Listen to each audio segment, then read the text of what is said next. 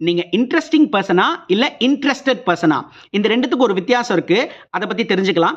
Welcome to behind books and நான் உங்க Maheshkumar and நீங்க பார்த்துக்கிட்டு இருக்கிற இந்த series random content from the random books episode 11. சக்சஸ்ஃபுல்லா 10 எபிசோட் போட்டிருக்கேங்க அண்ட் அதுக்கு நீங்க கொடுத்த சப்போர்ட்டுக்கு ரொம்ப நன்றி. So back to content.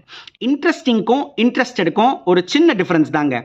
So பேசிக்கா நீங்க பேசுறப்ப யாராவது உங்களை கூர்ந்து கவனிச்சாங்கன்னா நீங்க இன்ட்ரெஸ்டிங் பர்சனா இருப்பீங்க, அவங்க இன்ட்ரெஸ்டட் பர்சனா இருப்பாங்க.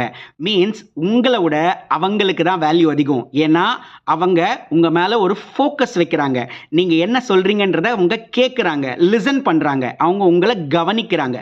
ஸோ நாம இன்னொருத்தரை இம்ப்ரெஸ் பண்ணணுன்றதுக்காக நாம இன்ட்ரெஸ்டிங்கான விஷயங்களை சொல்லலாம் அப்படின்னு நீங்க நினைச்சீங்கன்னா அதுதான் தவறு. அதை விட இன்னொருத்தர் சொல்றப்ப நீங்க கேட்குறீங்க பாத்தீங்களா, அப்போ நீங்க அவங்கள வேல்யூ பண்றதா அவங்க நினைச்சுக்குவாங்க. ஸோ அவங்கள விட அவங்க உங்களை தான் அதிகமா வேல்யூ பண்ணுவாங்க. ஸோ இனிமே நீங்க எங்கேயாவது டிஸ்கஷன் நடக்கிறப்ப பேசுறதை விட அதிகமா கேட்க ஆரம்பிச்சீங்கன்னா, அதாவது be more interested than interesting, இந்த மாதிரி இருந்தீங்கன்னா ஆட்டோமேட்டிக்கா உங்களுக்கு ஏகப்பட்ட ரசிகர் பட்டாளமே வருங்க.